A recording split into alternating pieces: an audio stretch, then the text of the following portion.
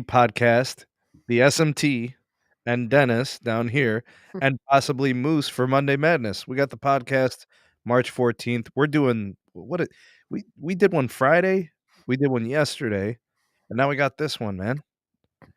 I mean, we're cooking with gas right now. I Yep, I just feel like whenever there's important news, a podcast is called for. What do you think, Dennis? absolutely.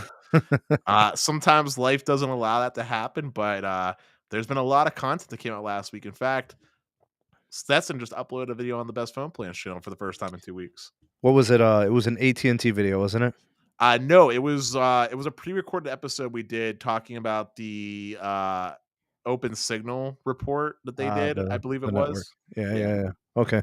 I'll have to watch that.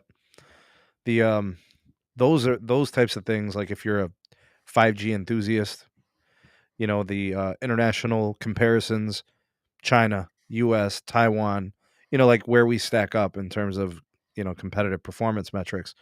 I find it interesting. I mean, it's never really a shocker though. Countries that are smaller have, less geographical footprint, so it's easier to build the infrastructure, with the exception being if it's a third world country and it's just hard to spend the bucks that the limited number of dollars that a country has towards infrastructure. So I'm going to But disagree with you. really? Okay. Yeah, I'm going to disagree with you because as much as I don't like China, uh, they have done a really incredible job when it comes to deploying connectivity in their country. I mean, they got fiber in the most rural and booniest places that you could imagine, and their We got 5G fiber in rural places too. and they got 5G connectivity like out the wazoo in China. Yeah. I mean, a lot of people say it's overstated. They say they lie.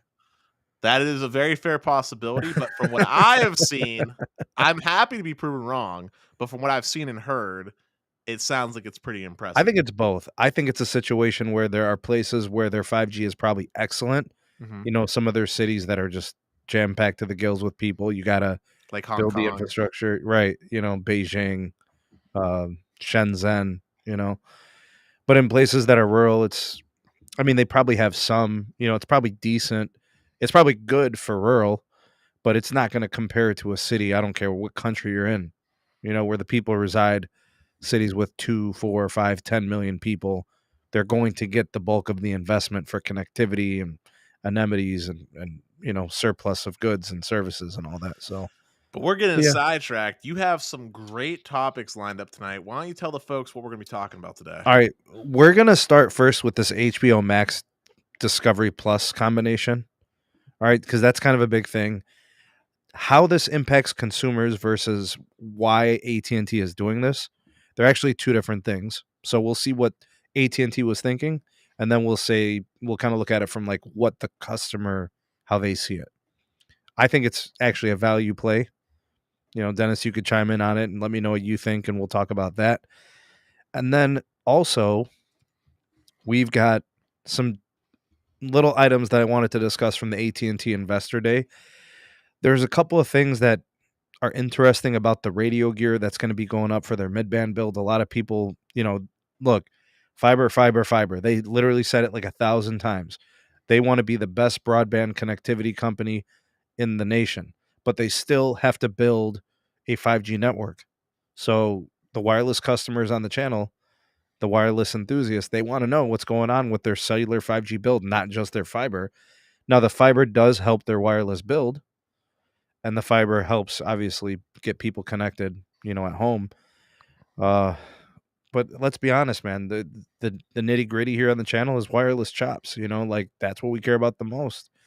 So we're gonna discuss that a little bit, and then there was another thing I wanted to discuss. It was their cost savings approach, their capex. We'll talk about those two things a little bit, and that'll kind of go with that. And then Dennis, I think you get a kick out of this. AT&T starting to decommission copper. All right, so which look, man, if we could like fast forward that process, like put it on 10x fast forward, it would be better. But they are doing it. And look, man, look, John Ledger said a long time ago, the problem with cable is they move at the speed of cable. And it's one of those situations where the return of investment in any type of work has to be there for them to like proactively to be driven to want to do something, right? So they're more willing to decommission copper when there's like 3 customers left on it versus if there's 30,000 customers on it, So there's some things there. We'll look at the story. I want to celebrate it personally because I hate DSL, but what are you gonna do, man? It's just we saw how painful the 3G shutdown is. The copper shutdown will be equally as painful for sure. All right, Dennis, let's start with the HBO Max news. All right, so HBO Max and Discovery Plus are going to be one single platform, one single application. Some people have told me that in their experience, the HBO Max app sucks. It crashes on Apple TV. They have to force close it, reset it. Maybe that means we get a new revamped app setup layout. Maybe, some kind of complete upgrade to a more reliable app. So that would be cool. We'd like to see that. But more importantly, I think it's about the content here. You think about the fusion of all that's on HBO Max plus the Discovery platform. There's going to be a lot of shows. There's going to be a lot of content. So this combination of these two, I'll just call them assets, really. That's what it is, the AT&T. The combination of these two assets, the HBO Max is $10 a month, I think, for the ad-supported version, Yes. $9.99. They include that version with home internet, fiber, Uverse, and they also give it to some of the wireless plans like the elite customers. They actually give the premium no ad version. Oh, yeah. So you get no ads, right? You get the Yes. premium version on the home internet, the elite plan. Does the extra get it too? No, the only Okay, the so it's only just the plan that gets the prepaid, or excuse me, the only plan that gets the ad-supported version of HBO Max is Cricket's unlimited plan, which is a prepaid offering. which is incredible. A prepaid company getting a nice value ad like that, which is great. The what is the Discovery? That's $5 a month or something. Send it $7 a month. It's like For the ad-free? $6 a month, Okay. and there's no ads. It's essentially got all the stuff you would expect off of Discovery's family of networks. Yeah. So that's your like animal style content. That's your MythBusters. Mhm. That's your sciencey related shows. So check out how many customers this now puts together. 74 or 75 million HBO Max and about 22 million Discovery Plus customers. So you're talking about approaching 100 million customers, right? So that is a very sizable consumer base.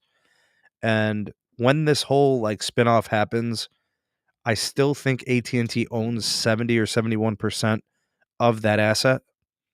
And that kind of puts them in the catbird seat to still offer it to their customers, wireless fiber. So I don't think anything's going to change for the consumer, for me and Dennis and you guys out there. All that's going to happen is it's going to take 2 separate platforms, 2 separate apps, and it's going to fuse it into one. And hopefully, whatever app it becomes is better than the problematic HBO Max app. Right. This is AT&T we're talking about. Look, I know you don't watch too much anime, Sneed. Crunchyroll. But yeah, so here's the scoop. Crunchyroll, okay, and Funimation actually are both now owned by Sony. All right, which is awesome. They're merging the content now all on the Crunchyroll platform. But before we got to that point, we had a streaming service called VRV, which was supposed to aggregate the content from Crunchyroll, High Dive, and a couple other tidbits. So we got on this weird like trifecta system where we had like 3 different streaming platforms. It got real hairy, and it wasn't great. It got worse before it got better, is what I'm going for here. And I think the same thing is going to happen with the HBO and Discovery Plus like integration. Like you were touching on the HBO Max app. From a liability standpoint, I haven't had problems with it, but I do think the application is kind of rough, especially when it comes to the actual media player like content. Like to get to a show is not a very well thought out experience. You basically have to click on the episode of the show, back out. Now you can see the seasons. Now you can start navigating. So Also, that's more of like a layout issue. yeah, like just the Yeah. UI is not well thought out at all. And it really varies drastically your experience depending if you're going on a mobile device, a tablet, or whatever you're using. But as far as the actual like the merging of the content, I know this is going to be pretty controversial, but I actually think this kind of tarnishes the HBO brand a little bit. And the reason why I say that is because HBO has built up a reputation for itself for being the home to quality movie grade content. And Discovery, I'm not saying Discovery doesn't have some good shows that people might enjoy, but it definitely doesn't have that level of production and quality that an HBO stamped show would have on it. So, in a way, I look at it in the sense of if you had like a premium reputation brand like Apple, if they just started carrying some cheap $100 Android phones, right? You're tarnishing the you're tarnishing the name of what you built up amongst consumers, right? That's harsh, man. That's harsh. But that's the way I look at it. Like all this is doing is just I don't adding know. more. I don't know if it's that extreme, but I definitely get your point. All right, so point well taken. I understand what you're saying. I think the mindset in this deal and how they're kind of putting the combination together, it's really just trying to give the customer more. Remember, they're trying to distinguish themselves from Verizon, who has that collection of apps. Look, Verizon hands down has the entertainment bundle to beat. Netflix on its best day can't sniff what Verizon has put together in value for entertainment. Just single-handedly in one fell swoop, they gave you Apple Music for music streaming. They're giving people the Disney bundle with 3 platforms, which if you were paying for them straight up, Disney Plus, which is what, up to $10 now? I think it's only 6. It's still at $6 by itself? I think so. Okay. I don't know. Sometimes these things go up, man. All right. So you got that ESPN Plus and then actually, Hulu, which is, very popular. They're giving you all that, and then so they're giving you all this stuff. And then, you know, I think with the HBO Max edition for AT&T, that was solid because like you said, the quality of the content, the actual shows are tremendous. Like pound for pound, it's super concentrated in good stuff, right? So like, would you choose your carrier based on their entertainment bundle? No. Like that's what they're trying to do. If all networks are created equally, then they're trying to get you to pick based on your entertainment bundle. And it'd That's what still be Verizon is no. doing. Even if all networks were created equal, it still wouldn't be my deciding factor. Like, if all networks are created equal, then I'm looking at 2 other things: price and just overall experience when dealing with them, right? Because if your plan is $15 more expensive than the other guys, and the difference being is that you're giving me a bundle of service which might have $30 value, but to me, half of that stuff I'm not going to use, then I'd rather save the $15 and buy the thing I wanted, right? Than get a bunch of stuff I don't. But also, there was something you were touching on, and I kind of got away from this point, and I want to actually rezone in on it. You were mentioning how this won't necessarily change things for consumers, this spinoff. And I actually want to throw in another little curveball for you because I think it can. It might. And by that I mean this. Um, so as you know, when Comcast acquired NBC Universal, right? I don't know if you remember that whole that whole deal. The government kind of stepped in and kind of outlined some things that like needed to happen in order for this to work.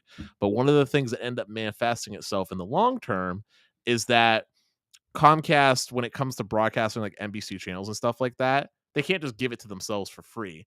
They have to pay whatever the rate is that NBC is charging other providers to offer those set pieces of content, right?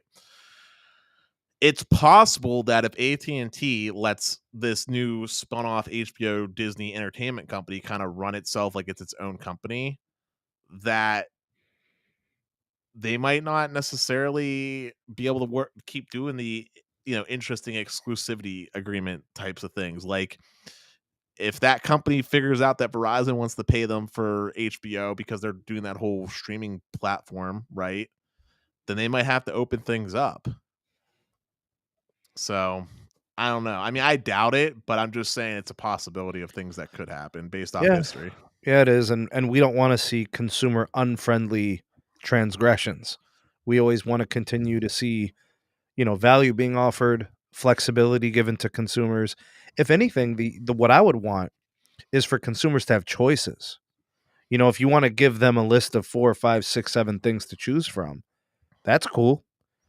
Pick 2 of these 7 things included with your plan free of charge. And it's not really free, it's just built into your plan, right? So it's like, your wireless plan is $75 a month. Pick 2 of these streaming services or music platforms. Something like that, you know what I mean? Yeah, I Um, think value adds are good. Um, I'm all for adding value. That being said, and I'll say it again, I would love it if there was the option. It's never going to happen, but I would love it if there was an option to tell Verizon, like, you know what? I don't want these streaming things. Will you lower my bill by $10? Right? Like, like I would rather have the best plan possible on a network and save $10 than get a bunch of added value that means like ESPN Plus means nothing to me, right? Like it just doesn't.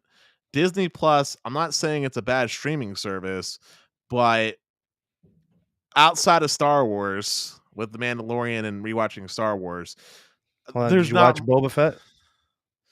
I have not. I'll have Dude, to log you into gotta Stetson's watch account to watch Boba it Fett, then. man. Yeah. Yeah. But like there's just not that much content to justify. Like I look at Disney Plus the same way I look at Apple's streaming service. There's a few gems on there for certain people, but there's not enough content there to keep someone like me invested enough to want to actually pay for it, if that makes sense. Yeah, it needs these studios have to continue to produce content at a pace to Yeah. command a monthly fee, you And know? it's getting harder and harder as everything gets split. I mean, we got The Paramount Hulu the Hulu is where it's at. who If we're gonna be listen, talking about, like, studio quality, it's a conglomerate of all these shows from live TV, listen, you there's know? 4 streaming services. If you have these 4 streaming services, you pretty much have everything that matters. And here's how it goes. Ready? You start with Netflix. I know they've lost a lot of stuff, but Netflix still makes pretty decent content sometimes, especially if It's you're a able to lot of go. different stuff, yeah. So Netflix, Hulu for the live TV aspect of things as well. Sometimes they have some exclusives on there. I throw HBO Max up there mainly because they have a large library of classics, but they're also still getting those day one movie releases, which is like phenomenal. Clutch. And then lastly, um, for me, it would be Crunchyroll. You got a lot of anime on there, right? Like that. For you, it is Crunchyroll. I look, even if we take out Crunchyroll, then most people would be fine with Netflix, Hulu, and HBO Max. Yeah. Like I don't see the reason that you'd want to pay for anything on anything else unless there's a specific series that you can't live without. Like I know for me, I love South Park, and I know Paramount Plus is getting all the South Park COVID specials.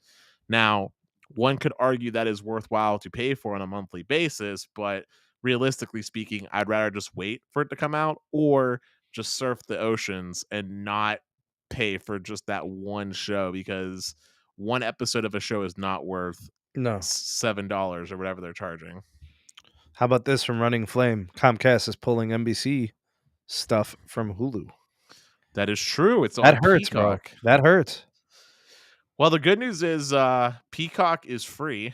It's got it's like a totally ad supported version, and then uh Comcast, Cox customers, and I think even Spectrum customers get access to the quote unquote premium version, which is like a limited ad version, gives you access to all the content, and they do have a no ad version as well. Oh, snap. Running Flame, he's got younger kids, Paramount Plus, PBS, Paw Patrol, Peppa Pig, Daniel Tiger. Yep, all the kid stuff in there. That's right. All right, man. Let's go ahead and transition over to this next piece. Some AT&T stuff. Okay, so investor conference. Fiber, fiber, fiber, fiber, fiber. The 5 things that AT&T is going to focus on. It's all fiber. But they did squeeze in some stuff about their 5G build, their mid-band 5G. They do have decent holdings All right, so they have two types of frequencies in N77. They've got 3.45 gigahertz, which was just auctioned and that was completed within the last couple of months.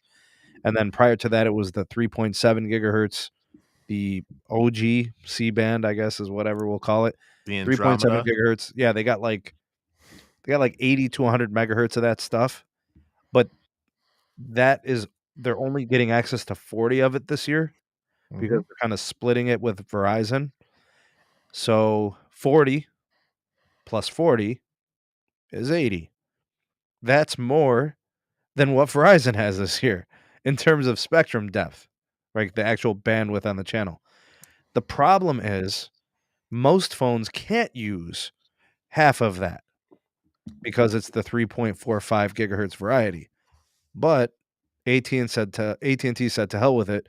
We're going to be deploying radio technology that's going to do both, right? So they're waiting to do a lot of their upgrades unless they've already had stuff in plans that, they've already had the gear ready for installation, crews are ready to do the work. They're doing a little bit of that now. AT&T's bigger market share markets are probably seeing some of those upgrades. I'm seeing a little bit here in the CLE, a little bit. For every 10 Verizon N77 sites, I find one AT&T site. I'm not even exaggerating. It's like an 8-to-1 or a 10-to-1 ratio to show you the difference. But there is some stuff here to talk about. One of the things that I've kind of found about that particular element of the investor conference, they're going to be using an Intel Xeon D processor in those radios that's going to give them some enhanced capabilities, built-in AI, security, advanced I/O, and Ethernet that connects everything better than before. So all the previous gear, like the Samsung gear we've been seeing, even like some of the previous generation Ericsson stuff, all these new radios are going to be like real 5G radios. That's what I call them. Like Ricky, RFK, he dogs everybody and fake 5G and all, but like he would approve of this this type of gear. So I want to give Ricky RFK Tech a shout out there. He would approve of this, but they are saying that they're going to be installing two radios on the upgrade and it's going to be able to push all of the bandwidth they have in these frequencies and it's going to be able to do their full, license portfolio. So that would be 80 plus 40, which would be 120 megahertz. So fear not, if you're in a market that strong AT&T market share and they're putting up the gear, yeah, that's right, Dennis. You're going to be getting a pretty nice swath, 120 megahertz, which tells you this, Dennis. That's standalone 5G capable because in order to go over 100 megahertz, you have to have SA 5G. You simply cannot do it. That's why people haven't seen T-Mobile been doing it. They're not putting it over SA. So I just thought I'd throw that out there. Your thoughts on it? I think it's exciting. I think that eventually AT&T is going to get it live. Like I told you before when I told you I wasn't worried, I think they're going to do their one touch policy and move at their own rate. In the meantime, I'm not really I know this is going to sound weird to say, but like I'm not like that hungry or desperate for AT&T to get that C-band on in my area, to be honest. Like Some for people me, are. Some like some places people are. well, like, what I want to say is this, like AT&T is already so good that going from getting over 100 meg consistently or better to getting like 250 meg consistently or better isn't going to be a meaningful noticeable difference for me for what I do on my phone. Yeah, but like take for example New Jersey, Right. right? Our friend Nikki over there in New Jersey. He tells me AT&T is not the way you guys are experiencing it where you live. It's not like that here. So like I'm hoping that those are those types of situations. They haven't received all the love that you and me are getting. Like Right. like no lie, every other tower site here from AT&T is doing 200 plus megabits. I'm not exaggerating. Like the downlink capacity is incredible. The uplink is another story. I don't know what's going on there, but where they upgrade, it's good, right? So I think those are the ones that need the love, man. Well, that's why I added the caveat of I'm talking about here, not other places. I'm talking just here in Pittsburgh, because as we've mentioned before, and I still got to keep shouting it because it felt good being reaffirmed. Pittsburgh is AT&T's flagship market. We have the fastest median download speeds for AT&T based off of, I think it was Root Metrics report. We have the fastest speeds for AT&T. So, like, I already know what it looks like. It already trades. It literally, people think I'm exaggerating, but I'm really not. It literally trades blows with T-Mobile's N41 deployment here in the city of Pittsburgh. So the fact that AT&T's LT network is already performing that good, I'm just saying that I won't notice a meaningful difference unless I run a speed test. It's just an icon change for me at that point. Welcome to the show, ladies and gentlemen. The man of the hour, Monday Madness with Moose. There's the claps. I was like, where's the claps? We have to also have to say something. There's a song that's very hold on, let's see if this is it.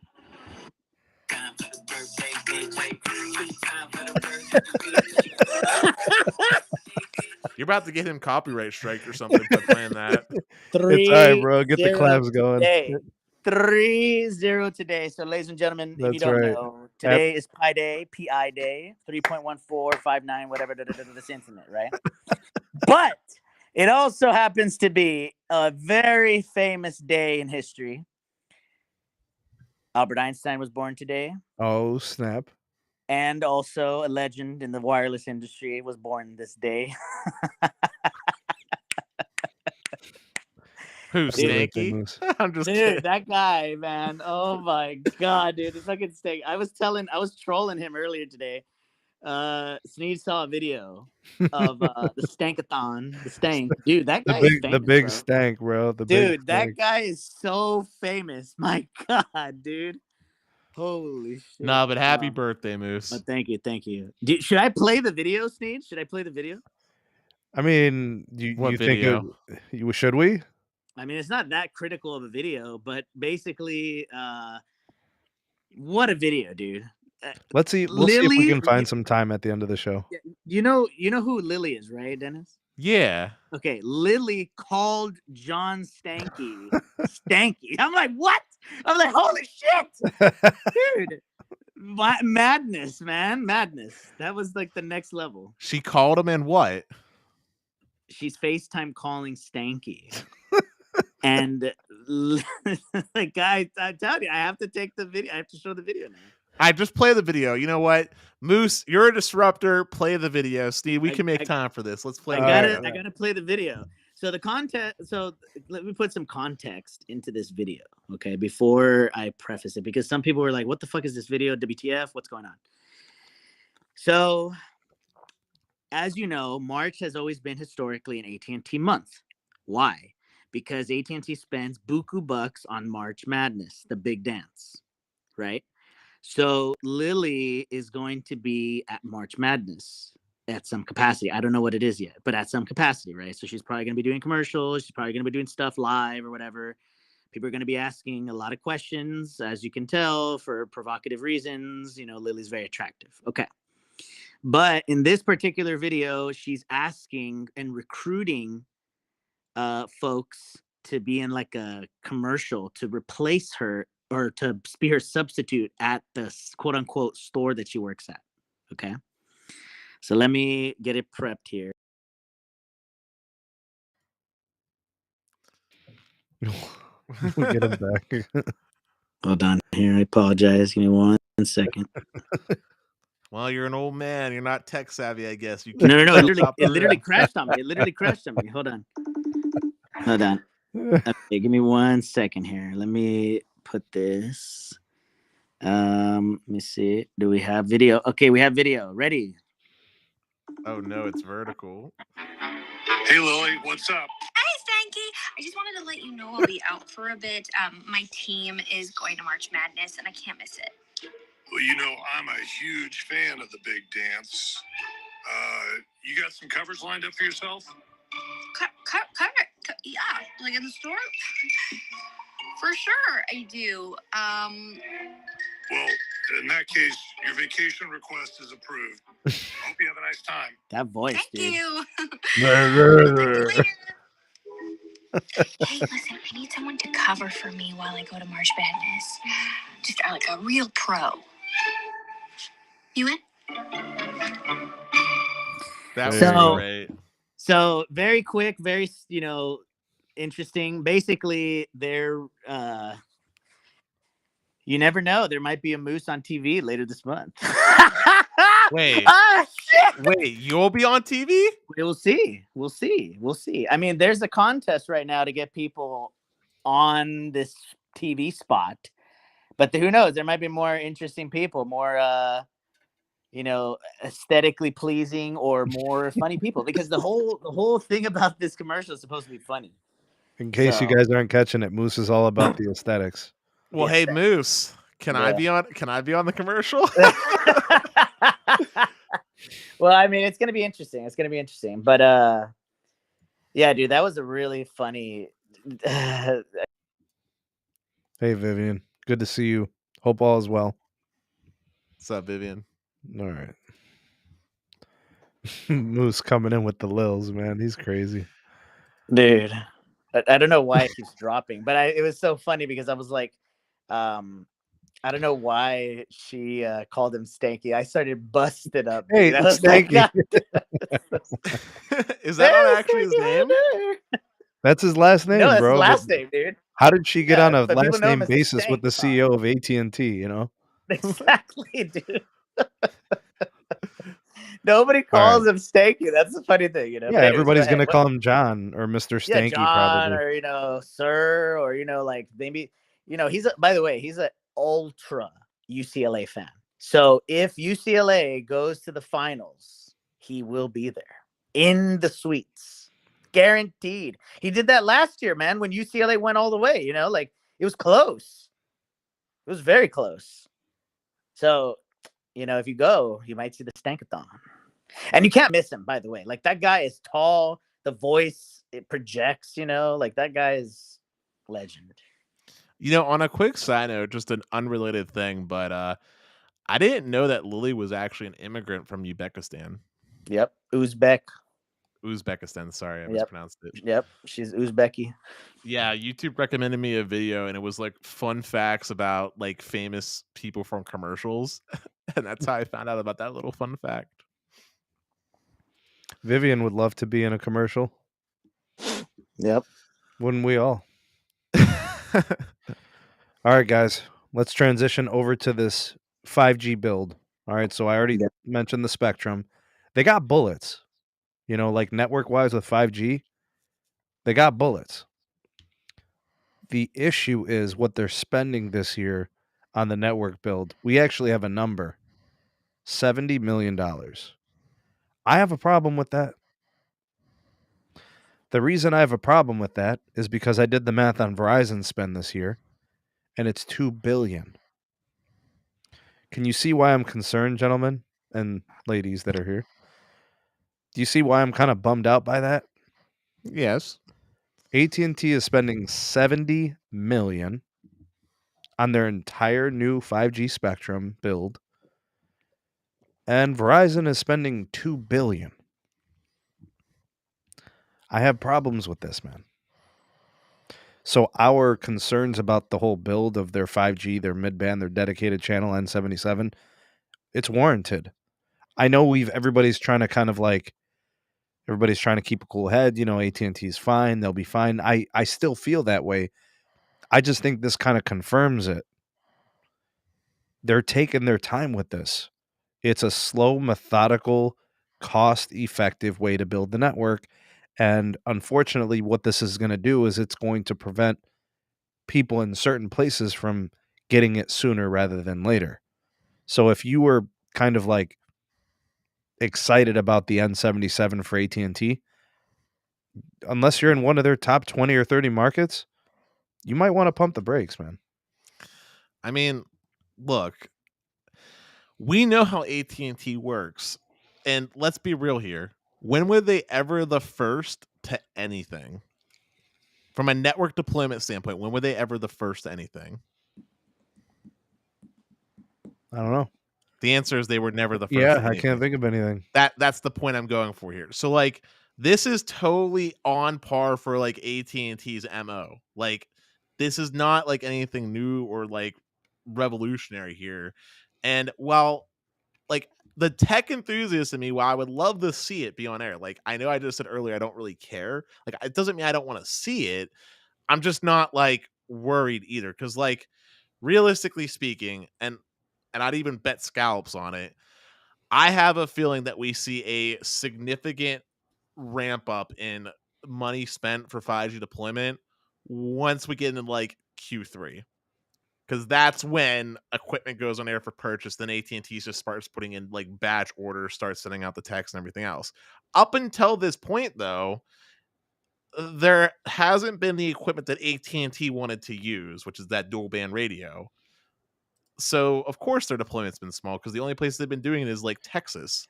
But see, And here's the thing, like 70 million is so little that I agree with the people in the live chat. They're saying that they believe it might be a typo. Maybe it actually was supposed to be 70 million pops. But even that's like nothing. Like what is 70 million pops? 70 million pops is probably the top 9 or 10 markets. You know, like if you look at the actual counties, right? The way that the PAs work. Like LA, Moose, you know how many people are in LA County, man? Massive. I mean, if you take the undocumented, aka the illegals, I call them the illegals still, even though it's not politically correct. But anyways, if you take those folks, it's closer to like 30 million, man. You know, And it's a then lot of people. Chicago, you know, you think about like Mhm. Cook County, New York City, you know, Philly, Houston. You look at these top 10 markets, you got 70 million in those. You know, it's there, honestly. well, here's what I'll say. If AT&T isn't good in your area, right? And there's someone else that's better, then just switch to that network that's better. It's not like you can't go back to them, right? I mean, unless there's something specific that's keeping you with AT&T, maybe it's an employee discount from your employer or something, then there's no point to be like loyal. Like, I guess what I'm trying to go for here is just like my alarm clock isn't going off yet that I need to be like worried until like next year. Like around this time next year is when I'll start being worried. Like if AT&T still hasn't covered say 150 million people, like 150 million pops by next year, then I'll start getting a little bit worried. Okay? But right now, I'm not. Like Verizon, I know Verizon has a lot of people covered, but Verizon was also deploying cell sites well in advance of that, right? And I know T-Mobile's where they're at right now, but and the pop count might be true, but I look at the T-Mobile results and it's very inconsistent in the experience. And you know what? Even though I praised Verizon for their C-band because it is good, even Verizon's C-band has been a little bit consistent based off your testing. I mean, from one site to the next, you've seen. So I'm just not super worried yet because no carrier is really doing 5G, as Ricky would put it, to its like real potential, right? right, yeah. I mean, we're still in the LT realm of performance, Yeah, realistically speaking. yeah. All right, well, I mean, I just wanted to kind of throw that around a little bit. I know a lot of people wanted more updates on the wireless, so we had to throw that in there. The next piece with AT&T is copper. AT&T executives have revealed their plans for the copper. A lot of people have been asking for this. When are they going to start to decommission, shut down all the copper, the DSL? And they disclosed that they are going to decrease the copper footprint by 50% by 2025. They're planning to take the savings from that decommission and use those dollars to reinvesting into fiber. But the question becomes this: if you decommission the copper in a place, are you going to take those savings and put the fiber back in there? Or are The you going to answer is take your no. dollars to another place to expand your fiber elsewhere? Because that would be messed up. The answer is Sneed. It's going to go exactly like you just said. They're going to decommission that copper, that DSL, and then they're going to take that money and invest that fiber into somewhere that's more profitable. That's exactly what's going to happen, and you know that's going to be what happens. Yeah, I fear that it's going to happen. Moose, what's your take, man? So, Oh, Moose, no. We'll get him back. Well, while we're waiting, the only way what I said happens doesn't actually happen is if the government steps in and tells AT&T that they can't. Because I know in some places the states actually have teeth and will try to have some say about how AT&T can't decom that DSL unless they replace it with something as a substitute. But Moose, you're back. Go ahead and say your point. Yeah, I think I'm gonna have to get on my computer because this thing, like on my dude, 15.4 has been very buggy. I don't know if you guys have updated 15.4. There might be a 15.4. Bro, nobody uses iPhones anymore. That's passing. Come on, dog. Don't lie to me. Nobody uses iPhones anymore. That's passing, dog. He's such a liar. Okay, anyways. Yeah, I'm gonna probably have to go to my computer here. But I think what they're gonna be doing is actually pretty the silent giant. You're just like the silent killer type vibes I'm getting, dude. I just have a feeling that people are gonna be like, whoa, you guys are putting fiber everywhere, like anywhere in any possible place that can possibly have fiber will have it. Even in the boonies. So Moose, yeah. You have too much faith in corporations, man. Look, I am known as the AT&T Kool-Aid drinker, apparently, even though I don't know why. But AT&T is a company. There is no way in hell that they're going to spend that money and deploy fiber in those areas where they didn't already upgrade otherwise. They literally spent time to do hyper builds into new communities instead of going out to those existing communities served to put fiber in for a reason. Dennis, stop shilling AT&T. I just got done ragging on AT&T. What do you mean? See, Sneed, I'm always shilling. Yeah, they're gonna get you hard, man. That's what we do here, man. Well, listen, man. Here's the thing. I think what Dennis is saying is probably the way it's going to play out. If they really wanted to save the money, and because that's what this is about. All right, we're going to save money and deploy fiber. Okay, shut down the copper and then put in fiber to replace it. If you really care, you would do it right there. Nah, that fiber is expensive. How do you answer to your shareholders when you replace copper with fiber? People that are paying $80 a month for DSL would gladly pay $100 or more for fiber. Yeah, especially if the fiber isn't worth it too, because they're going off the DSL. I don't know. It's kind of annoying. I can feel for those people. I just got fiber, like literally within the last couple of months. So I know what it feels like to not have anything worth a damn. Heck, I'd take N71 based home internet over DSL. So, Steve, I'm going to go one step further here, man. Once AT&T decoms that DSL for those people, those people are going to be new AT&T fixed wireless customers. Oh yeah, getting that whopping 25 megabit per second by 3 with the 300 gigabyte data cap. Some people get 150 megabit on fixed wireless. Not on AT&T's. Yeah, they manage the network too well for you to get that much. On AT&T, the equipment that they send out, the hotspot that they send out, it uses Wi-Fi G. That caps out at a theoretical max of 52 megahertz in the 2.4 gigahertz channel, which is the only thing it broadcasts.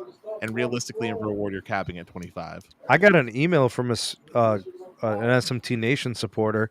He sent me screenshots of his fixed wireless access in California for AT&T, 125 megabits down. He probably doesn't have the residential one that I'm referring to, and probably has some other type of solution where they put the antennae on the outside of the house. I'm talking about just the little hotspot that they send out. It's a piece of crap. We talked about it on the show on Best Phone Plans. Man, Ian texting he'd pay $250 a month for gigabit fiber. That's some expensive fiber. Hope it keeps you regular. I mean, I used to pay that kind of money for 50 by 5 back in the day. From Armstrong, 50 by 5. Yeah, Armstrong, 50 by 5. Gallup Properties is only paying $100 for the 1200 megabits plan. So Yeah. Oh, Sneeze, since we're talking about prices, by the way, I got Verizon Fios to give me a loyalty discount because they were doing some loyalty promo. I saw it on Reddit. I'm now only paying $65 for my gigabit internet. That's that Donkey Kong, that champion level right there, saving that money. Extremely good. Yeah, that's right, bro. Wait, so going back to, because I'm now on my computer now, it's reliable connection. I don't know what's going on in 15.4, but isn't it obvious they messed up the cellular? No. I'm on Wi-Fi. Then they messed up the modem. No, they messed up the Safari codec or something because, anyways, it's crashing all the time on Restream. Anyways, this is what I'm thinking, man. I've seen a glimpse of what is to come, Dennis, and I'm very excited. Boonies fiber. Boonies fiber. We're talking like Boone's Farm, bro. Like literally nowhere to a close residential area. I've seen it. I've also seen copper overlays, originally copper, right? DSL, instantly upgraded to fiber this year. But Moose, can I say a cold hard fact? Yeah. Verizon and AT&T literally, when they were paid by their respective states to deploy fiber, chose not to deploy the fiber and still pocketed the money and rather pay the fines. I am very not hopeful that AT&T is out of the good of their will now going to decide to deploy fiber into those boony places. Literally, I know this is a different company, but Verizon literally in places where they have their DSL service is literally not maintaining it and letting it rot. You can look at the telephone poles where they refuse to go out to actually move their lines onto a different utility pole. So you just see where it's cut and just kind of tied together to the new pole to keep it up in place. And anywhere that stuff gets destroyed, Verizon just says, here's a Verizon wireless cell for your landline. I guarantee you, because AT&T is also a corporation, is going to do that same low-cost effort strategy unless local regulators basically tell them that they're not allowed to do this. Force the issue, right? Enforce the issue. Yeah. It's all about them dividends. You get more. You give out better dividends when you force people onto the wireless and the wireline.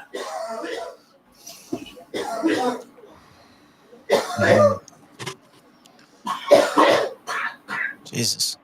I mean, I'll just say this, Moose. There is a reason why AT&T's fiber footprint. Pete, you good over there, bro? It's not me. That's somebody. Oh, okay. But Moose, I'll just say anxiety meds. Moose, I'll just say this. There is a reason why AT&T's fiber footprint for residential consumers is like drastically smaller than the scale of their whole entire fixed line internet services. I think it's like 25% if I'm being generous. I'm being really generous here. It's like 25% of their base, maybe even less than that. 25% of what, Dennis? AT&T for their the state, like the place they offer service, only about 25% of that's actually fiber. 20. Really? 20%. Really? Yep. Yeah. Only 1/5 of the wireline network is fiber to premises. For now. The goal is to get that to 50% by 2025. So that would be 50% of DSL customers that get nothing. Damn. Look, man, there's a reason why in this country the best option that most people are going to have had access to for the longest time, whether you like it or not, has been cable. It's because telco refused to deploy fiber. How are you going to shake your head at me when your only options were cable and DSL for the longest? I wouldn't have a problem with cable if it was some other company than Cox, bro. I'm just saying, when your options are cable or DSL, you clearly pick the cable. You can't argue with me. I don't understand how some people tell me they get like 130 megabits per second on DSL. I'm like, where do they do that? It's VDSL too. Yeah, the only time you get that is with bonded VDSL2, or if you live incredibly close. I'm Yeah. talking like right next to the freaking what's it Mhm. referred to as a D-slam, or is that The what? VRAD? Yeah. Yeah, Yeah, it's true. It is possible to get the maximum 120, but it's, jeez, you have to be right next to it. Well, we got more. There was something else I wanted to discuss. And this particular one was the fiber build itself. So one angle of that is, well, when do they start to remove remove copper, get rid of DSL, and start replacing it with fiber? The next piece is just new fiber builds, right? Expanding the fiber network. So it looks like with the help of the infrastructure bill, we'll call that help, right? Basically, money motivator. Um, they're probably going to want to exceed the 30 million goal of fiber to home premises accounts. So their goal is to do like 3 to 4 million customers a year in the foreseeable Mm. future. But they're saying as long as the bucks are there and the business is growing and their penetration rate continues to increase, they're going to try to exceed that and they're going to try to accelerate it. So we may see a year where AT&T adds 5 million customers instead of 3 or 4. We may see some quarters where they're adding 1.5 million. You know, they hit stride. We know that they got that Corning facility now in Texas that's supplying the fiber. It looks like they're placed with this whole supply chain issue. They're in a good place right now. So, but those, you know, those deposits are being made now, and we're probably going to start to see that next year. I think 2023 is going to be a huge year for AT&T, wireless and wireline. I think it's going to be really big for them. And it's going to be that first year where they can say we're going to be super, super profitable on the fiber build. You know, like it's really going to kick in and they're really going to feel it. And I think that's where like investors and shareholders come into play and think, wow, this is great.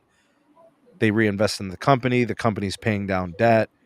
The profitability is still super high. They've got industry best ARPU. You know, the economics of ownership for them is just great. You know, they're going to have 75% of their tower sites run on their fiber. You know, so I don't know, man. I think they're gonna kill the 30 million mark. I think they're gonna exceed that, and I think there are going to be some years.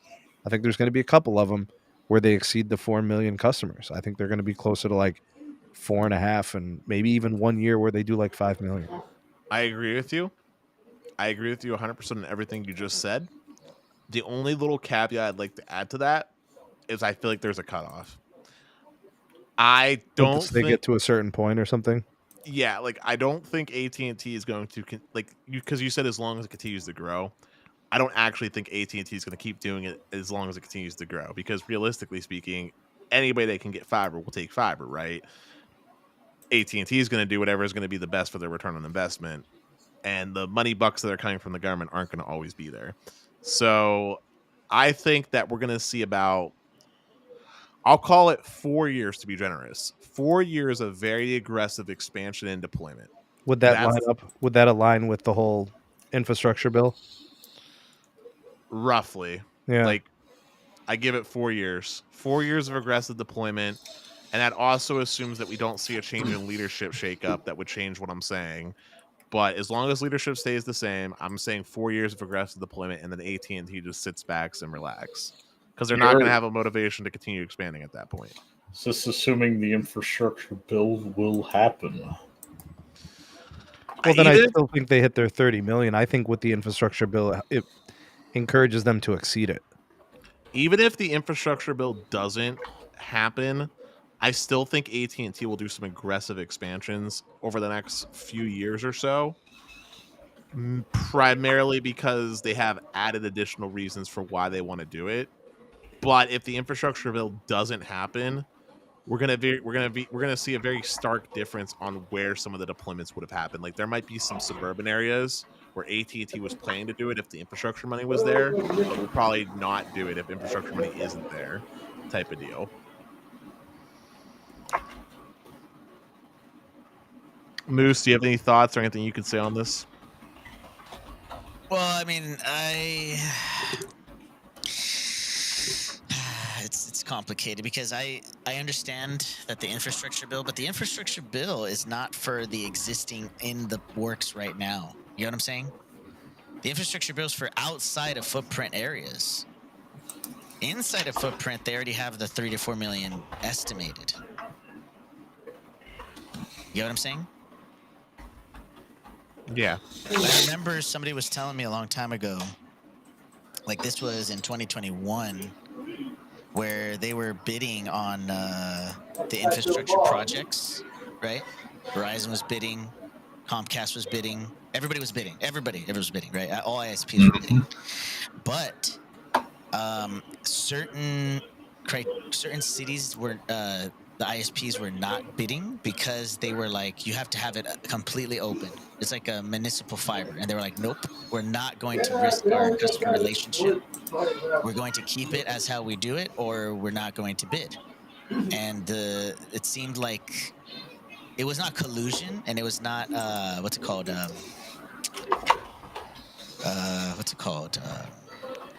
Monopolistic, or in a sense, anything like that, right? It was not collusion, but the cities had to fold to the ISPs because nobody would want to do a municipal fiber if it was a straight up RFP, right? Request for what's it called? Basically, they're seeking out who's actually willing to do this, right? An RFP, right?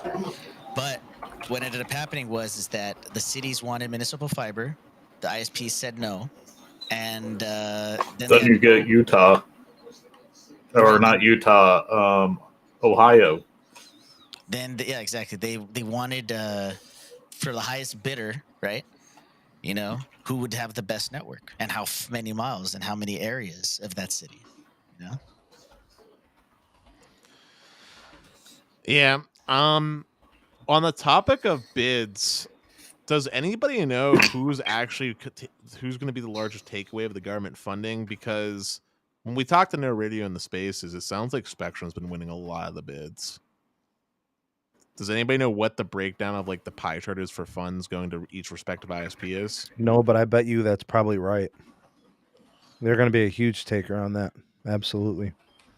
Yeah, because here's the thing. Here's the thing, whether you like it or not, and this is a real concern. I have a pretty good idea how the funding in my head looks like, and the people that are going to get the money in the largest proportions are probably going to be your traditional cable operators, whether you love it or not. Like, I'm wondering how much money AT&T actually gets.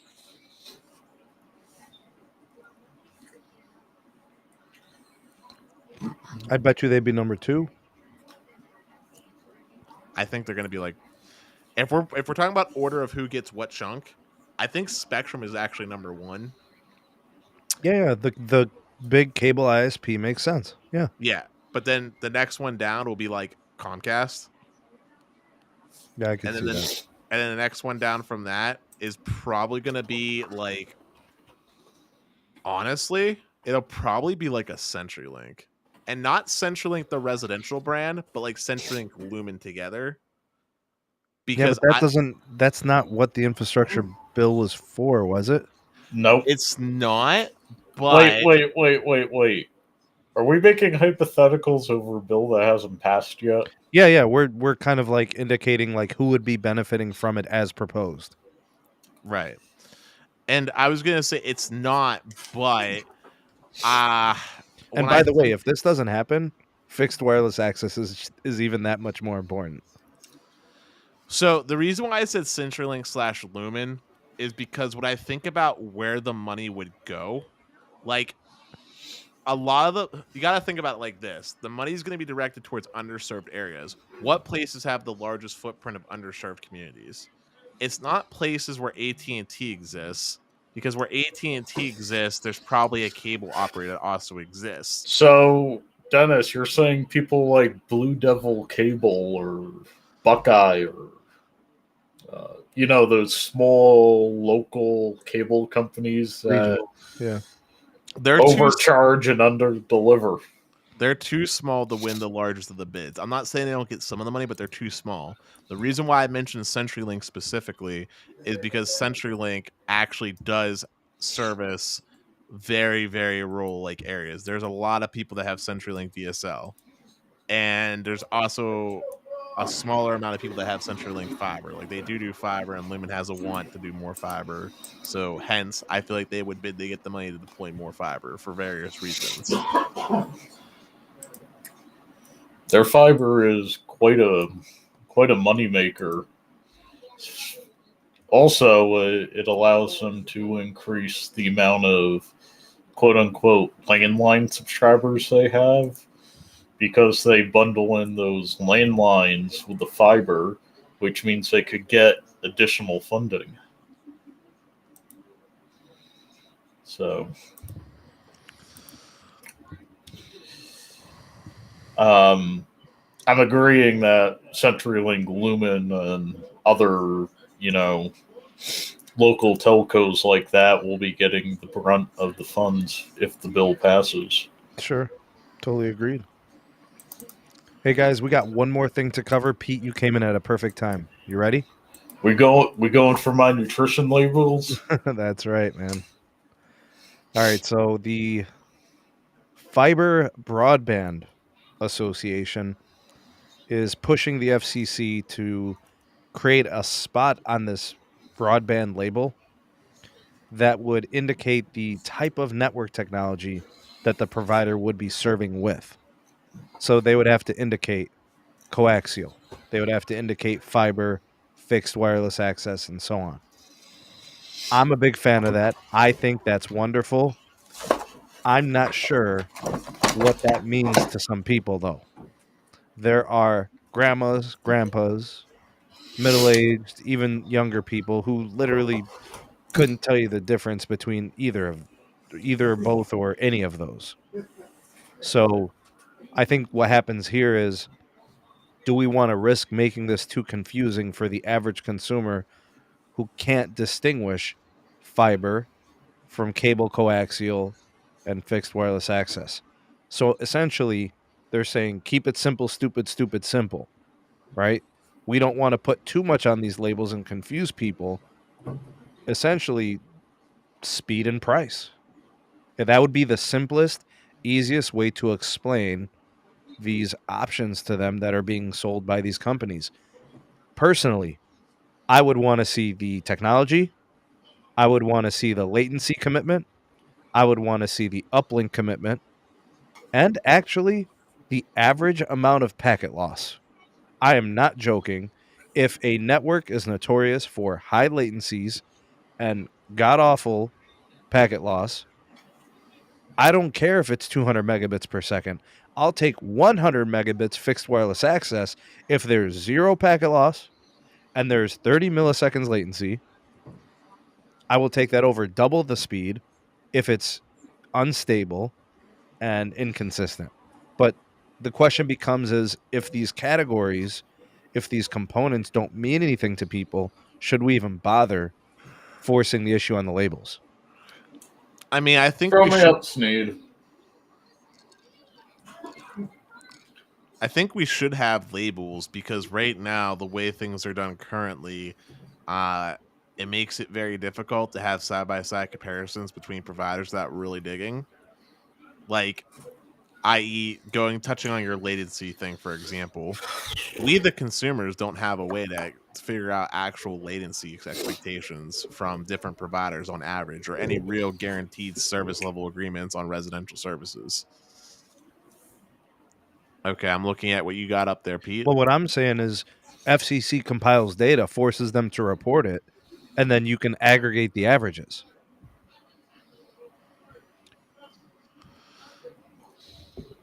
What's happening right now? There we go. Got a whiteboard that I'm holding in my hand, so give me a second. Peak upload, peak download, reliability, equipment fees, latency, price by bundle, price with bundle, price without bundle, after promo, latency, packet loss. So basically, like you see on your bread. You know what needs to happen, Pete? In parentheses, lower number is better. Higher number is better. Yeah, that will be included, like the Yeah. amount of vitamin C you should have in your daily meal or something. So yeah, I mean, I don't think it's a bad idea. Although this ties in nicely with something I mentioned to you earlier, Sneed. Did you see the article that went up that talked about BS fees and how the government was trying to ban companies from charging you, like forcing you to pay for their router if you weren't using their router, and then they just made up other fees to get their money anyway? I mean, this would encourage them to not do that. Really? Because I feel like they could just list a price and be like, starting at $30, but meanwhile hide in a government regulatory recovery fee, which, if you actually look into it, isn't actually a regulatory recovery fee. It's just a fee they made up. Oh, I had latency twice.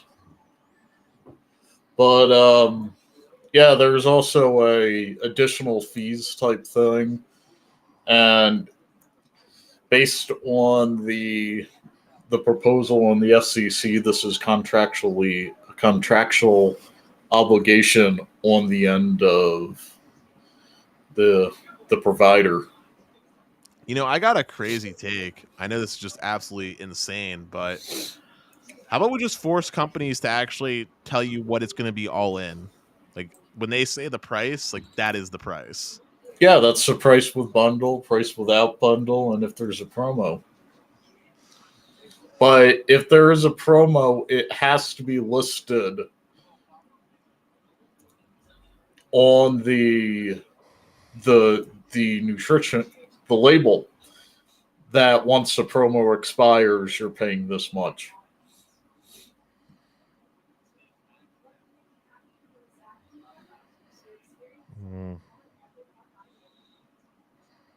I mean, look, it can't be any worse than what we have going on right now. That's my. Oh, we have nothing.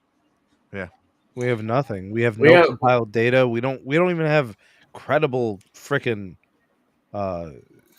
maps for our cellular networks, our mobile networks. We have the sales guy telling you that he's not getting commission for upcharging you and lying. Oh, those fees too. Router fee, modem fee, installation fee, surcharge, Yeah. Payroll tax, property tax, property tax would be for AT&T. That's the first thing that came to my mind as well. Hey, Pete, copper removal fee.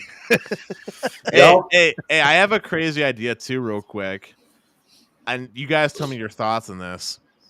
I feel like companies should not be allowed to sell a service if there is required equipment, i.e. for cable, for example. If you need a modem, okay, like that's not an optional thing. Like, you need a modem for the internet to work, then they should be forced to sell the service with a modem included. It should be built into the price, not added on. Right. Yeah. And the same thing goes for AT&T, because they be pulling some stunts too here. If you need to have AT&T's router, like that ONT, that acts like the ONT, that should be included in the price. Now, if you want to charge for the Wi-Fi or whatever, okay. All right, fine. I don't care about the router. Routers are something that everybody and their mother can buy easily at Best Buy. But stuff that's like modems and other things like this, a little bit too confusing for the average consumer to buy, that should just be included in the service. Hey, Moose, you want to have at this one? This question from Brandon? Metered data speed plan. Wait. Is that the AT&T fixed wireless thing? He says T-Mobile. He says, do you think T-Mobile will do a metered data plan? I think he's asking I'm reading this as two parts. Do you think there'll be a speed cap? And do you think there'll be a data cap? I'm reading it like that. I think the data cap will come in only when the N41 network gets congested. It could be you're expecting it to get congested? Yes. 100%. 100%. Why? Because there's not unlimited backhaul from them. They don't I mean- have the capabilities to ramp it up. I mean, forget unlimited backhaul. The fact of the matter is that cable operators, like legit cable operators who have less subscribers to a node than a typical cell tower covers, deal with congestion, and they have infinite amounts more spectrum at their utilization for their downstream channels. If they're dealing with congestion, hell, Verizon Fios deals with congestion at their nodes. If they're dealing with congestion, of course T-Mobile will deal with congestion at a cell site. Of course, without doubt. Oh man, so you don't think they're gonna work it out? See, I think where T-Mobile starts to see that usage really kicking up high, they're gonna call in for 10 gig backhaul. But Sneed, that's only part of the equation. It's not just I know, but it's a part that they can control. It's a part they can control, but they're gonna need infinitely more spectrum. Like Yeah. literally, all telco providers want infinite spectrum. Okay, so Dennis, I'm asking you this: is your thought process in this more about fixed wireless or more about T-Mobile fixed wireless? fixed wireless in general, when I look at it like this is my thought process, okay? So all residential services that we have available to us are shared in some way. My Fios connection is a shared resource to my node, which has about 32 households sharing that one singular node, okay?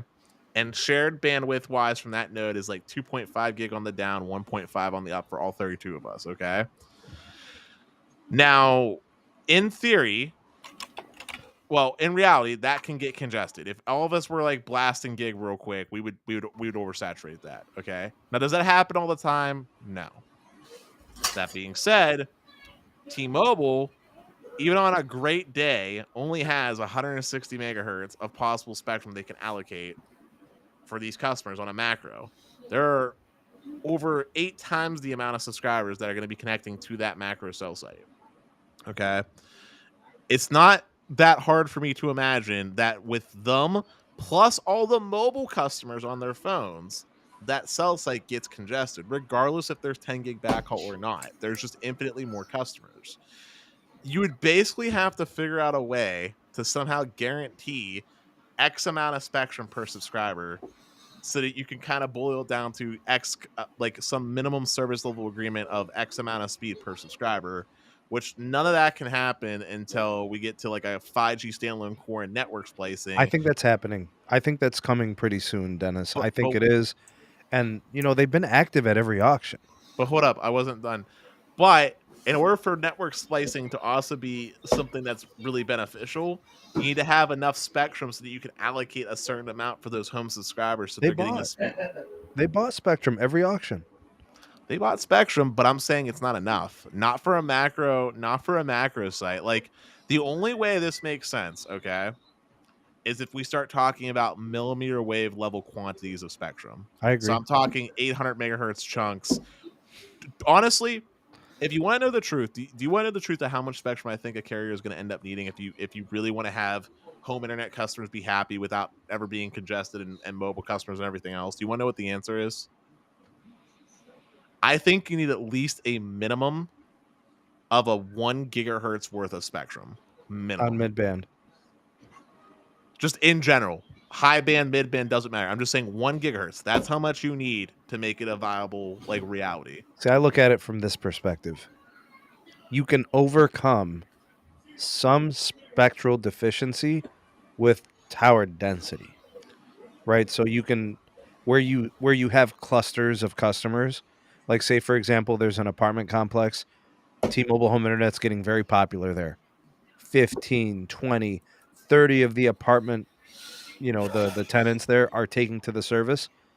You may want to consider a targeted small cell there. Find a way to make it work, maybe some type of CRAN. I would do it. I would completely offload the traffic at that apartment complex. All that traffic onto a small cell. You do the whole shebang, bro. You do all the PCS, AWS, you do all the LTE stuff, and then you do all things NR. The N71, the N41, the DOD, the N77, the whole shebang. I would literally put all the radio gear I could cram into that sucker, and I would put it 1,000 feet away. Try to get it as close to the user equipment as possible. And I know what Verizon's going to do. They're going to do millimeter wave in that scenario. So maybe someday we see T-Mobile do that, but they're going to have to put fiber to it. You know, they're going to have to they're going to have to get fiber on that site because there's a lot of spectrum to push. So I think by the time it gets to that point where they have that type of load, and you know, they're not stupid, Dennis. They're going to screen all the connections, right? They're going to pick and choose how many people can get on a sector. And they're like you said, the network slicing kind of puts that management potential in there. Pete, you know all about those boxes, bro. You know? Oh yeah. So it's like some of that's unknown, but your concerns are valid. I can't say there's anything wrong with your concerns. If I was a mobile network operator, I would be thinking about those things too. I think our problem, real quick, and I'll let you go, Pete. I think the problem between me and you, Sneed, is this. You assume that carriers are going to be preemptive and being able to meet needs for the future. Whereas with my experiences from my IT background, it's usually the opposite. It's companies are always ever chasing to try to meet current demands of consumers. And it's basically a juggling act to see how well does that actually impact consumers that they notice. And that's but then the as problem. they got like these, if these sites are doing 600-700 megabits right now, right? They could put 50 home internet customers on that sector, no issues. Disagree. I think if T-Mobile is smart, what they would do with their fixed wireless is if there's an apartment complex, utilize some of the millimeter wave spectrum they have and point it there like Verizon would do. But that requires the carrier being smart. Sneed, let me ask an important question. What speed does a home internet customer for fixed wireless, like what is the speed level that you're saying like this is good and this is not congested in your eyes? Like what is that speed threshold for you? Like give me a number. First of all, I think Verizon was smart to offer 300 megabit as the expected downlink. Okay. Right? That saying that you can give them more, it would have to be over millimeter wave. So is 300 the threshold that we're setting for T-Mobile as well then? I mean, that's up to T-Mobile personally. I think that's their decision. If they want to sell their product at 100 megabit, they could. You just have to inform your customer. I just need to know a number. Like, what's the number for you, and then I'll tell you what I think. All right, we'll call it 200 megabits per second. All right, so if 200 megabits is the speed that we're trying to tell customers, like that's what you can expect from us on a typical basis, then that example, the 600 megabit per second tower with 50 people trying to share that capacity, no way in hell that works.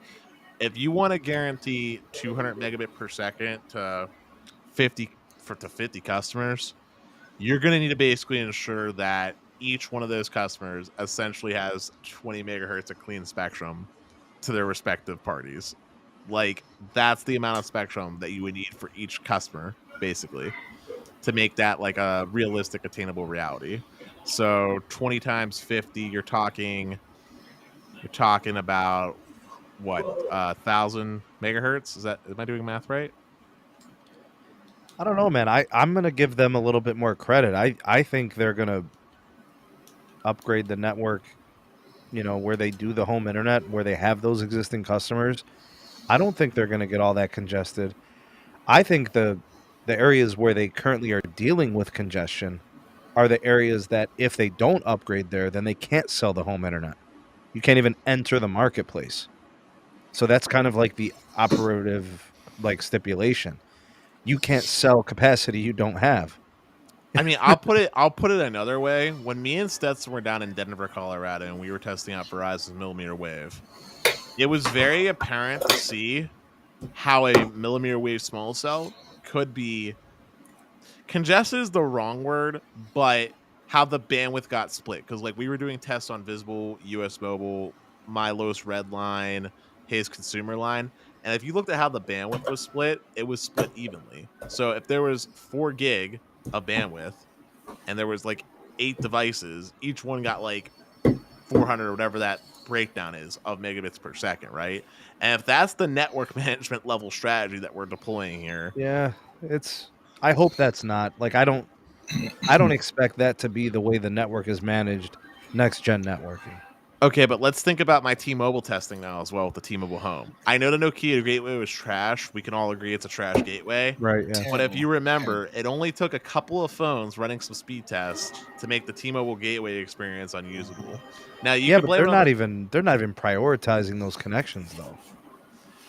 I'm just the point that I'm trying to get at here is like, well, one, home internet use cases are different, and two is that I think you're underestimating how little it would take to actually degrade the experience for all users with the current amount of capacity that's available to any of the respective carriers, with the exception of small cells and millimeter wave deployments, because that's the only way you get that 1 gigahertz worth of bandwidth, and you start basically reducing the amount of subscribers per cell site to a more realistic, call it cable-esque ratio of bandwidth per subscriber.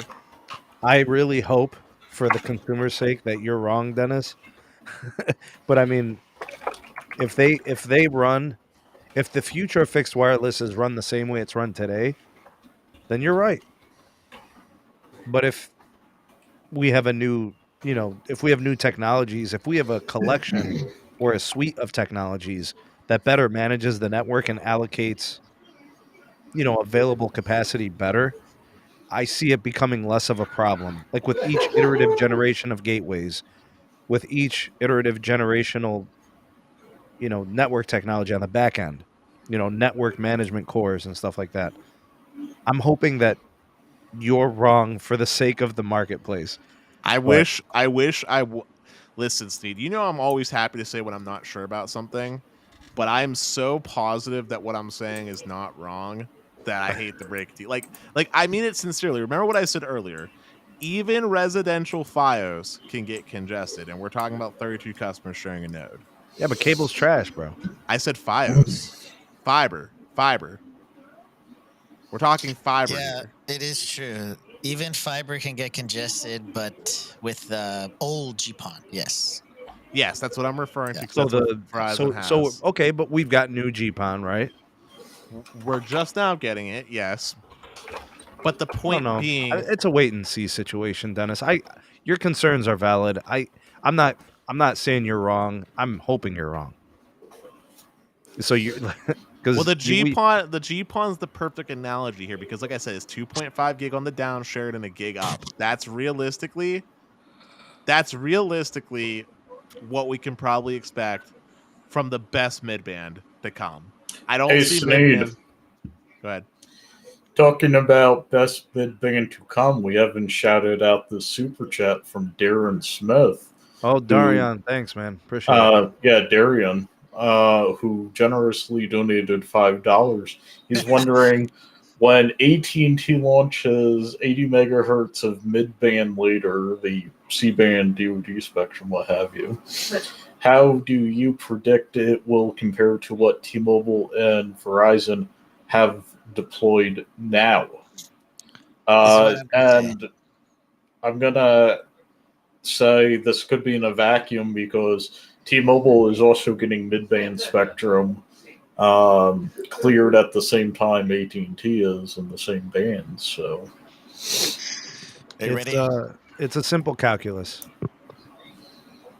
AT&T gets 300 plus megabits per second on 50 megahertz of LTE. So I think 80 megahertz of N77 on AT&T will probably be faster than any version of N41 just because of the fiber, just because of AT&T's, what we've seen from them at LTE. I expect their 5G to be better. 80 megahertz, 60 megahertz. Fiber equivalent, fiber provider, the fiber owner. I think the AT&T N77 is going to be faster than Verizon by a lot, like 20, 30% faster. We'll be seeing gigabit speed tests out of an 80 megahertz N77 channel. and you're going to aggregate it with band 30, and you're going to aggregate it with band 14 and all these other LTE bands. It's going to be fast as hell, and where T-Mobile's got the N41 dense, it'll be right there too. Like, we've seen the speed tests of N41 doing gigabit speed with all their LTE and stuff. I think that's how the 80 megahertz of N77 and AT&T will be. Yeah, I don't know, Tim. I hear you, man. I know. You share your speed tests, and I see them. I hear you, man. Hey, You it's see better that? than the Verizon over there. Verizon's giving you 1 megabit over there. You see that speed test I posted on Twitter earlier today? Yeah. N5 versus 41. Bro, like low band. Why, dog? Why? I didn't even know you had a Twitter, Pete. Yeah, it's the I bearded barely dragon, bro. post it. But it's basically for Dennis. It's basically for DMs. Got you. But Sneed, what I was saying earlier though, best case scenario for midband, I'm talking absolute pinnacle. I don't see it going too far past 2.5 gig on the down. That's best case scenario for midband, which is why I was saying the GPON analogy is a really good one for it. Dude, you know me, man. I'm all on the millimeter wave, dog. You know me. Like I said, millimeter wave was the only viable exception to the rule, because that starts getting it down into what we have today with nodes to customer ratio. But as we talked about, realistically speaking, millimeter wave going to be deployed in areas that probably already have a fiber or cable provider, and then it ends up being a question of what we've talked about on many different shows when we beat that horse. And we both agree that fiber is the gold standard. There's not really a reason why you wouldn't pick the fiber provider if it's done right. And but the only people point leaving though, man, it's crazy. People are leaving fiber providers. They tell me all the time. It's nuts. And I respect what people want to do with their money, but it's over money. Yeah, it has to be. But yeah. I respect that. Considering in some situations, the fiber provider is also the backbone carrier for the fixed wireless. Yeah. I mean, I respect that, but fiber is the gold standard. You pick that almost every single time, with very few exceptions to the rule. And if you can't afford the fiber, you go to the fixed wireless. And that's the only part where we all disagree here. Is, for me, the next best thing is cable. But if you can't afford the fiber, you may also not be able to afford the cable. Cable's more expensive than fiber on average. That's crazy. Is it actually? Comcast is twice the price of my fiber. Moose, I need the numbers, Moose. Give me those numbers, dog. Is it actually? Because right now Comcast is running a deal for $20 for 300 meg, and when you get mobile, it's an additional $10 off that. So for $10, you get 300 meg. We're talking gig. In a place where cable is the only show in town, they charge significantly more. For the same speeds that in other places where they're competing, they have to match the price of the competitor. Well, this is well under the competitor. This is like $30 cheaper than the last set of data I had. I forget who gave it to me. The national fiber average was $83, and the national cable average was like $91.68. But then how's the average internet bill like $55 in the country, or $65? Here, cable is $70 more for a weaker upload than fiber. What were you saying, Dennis? So the national average for internet broadband prices in the U.S. is, I think, like $65. I'm like 100%. I think the way they're doing it is they're taking like the sheer number of people that are in like urban areas where you have like 3-4 options. Those are the places where the costs are coming down. But if you look at regions, I mean, there are some regions where the average internet price is $100. Like, it's DSL for $80, or it's Viasat for $120, or something stupid like that. So or it's smoke signals for free. It's SOSs. I mean, no. AT&T will overcharge for Morse code. I just want to say real quick, on the topic of gig though, and for most people in this country, I would say that, and I'm not talking about after promo, I'm just talking about with promo. Cable with promo prices is typically cheaper than fixed wireless, with the exception of the bundle discount that you get on the Verizon Home Internet. That's the only one that might be cheaper. Yeah. Yeah. Looks like in Robert Brown's boat, the gigabit cable is 200 megs faster, but POS down for an extra $10. I Now don't understand this guy. Robert's getting it going on, bro. He's saving money and getting gig symmetrical. Now that 200 megs is not worth $10 because no server will. Yeah, but it's not about that, Pete. It's what I'm getting at is if you have a family of 7, general internet use, a gig will cover that on the symmetrical fiber, so he's paying less for better upload. Dude, literally with gigabit symmetrical fiber, you could probably have like 50 people in your household all using the internet as they please, and no one would have a problem. Yeah, that's what I'm getting at. So the extra $10 for 200 megs down is not worth it. Especially when 40 megs, you could maybe easily only support 3 Zoom calls. So if you're in a household with 5 people, with kids and professionals, the cheaper option's the better one in that scenario. Major. Big time. You got Ethan. He's paying $80 for gig symmetrical on Frontier.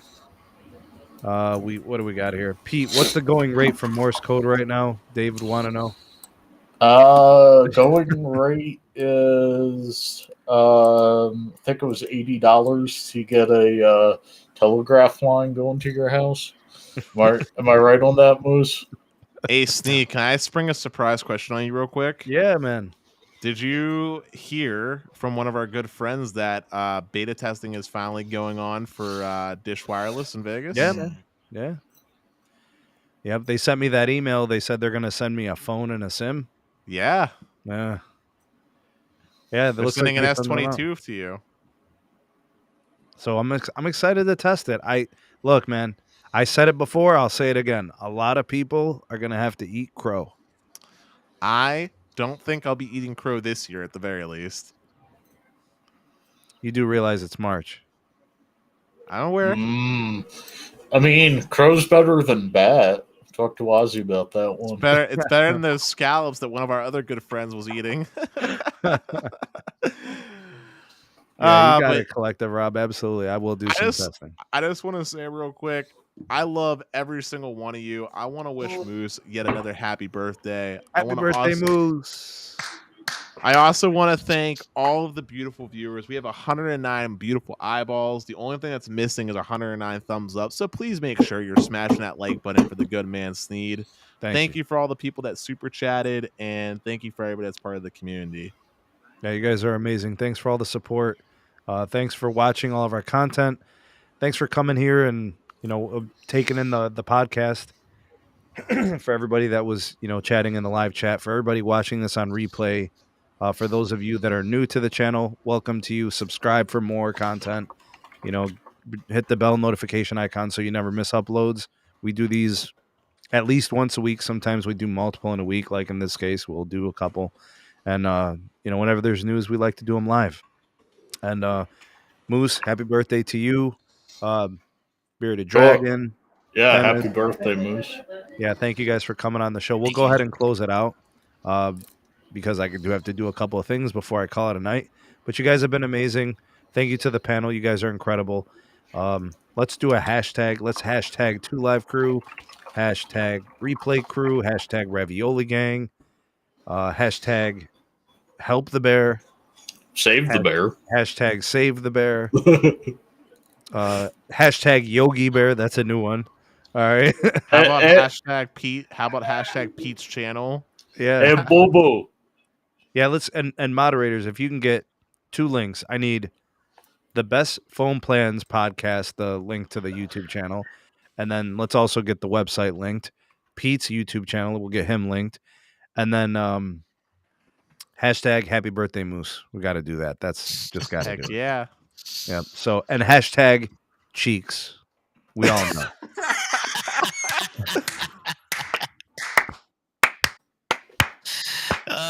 my god! Too Yeah, funny, absolutely man. tremendous, man. That's right. Oh man, Yeah, that's so funny, man. David said hashtag B-Day BBW. Oh my god. Oh man, tomorrow's Buffalo Wild Wings, right, Pete? BWW.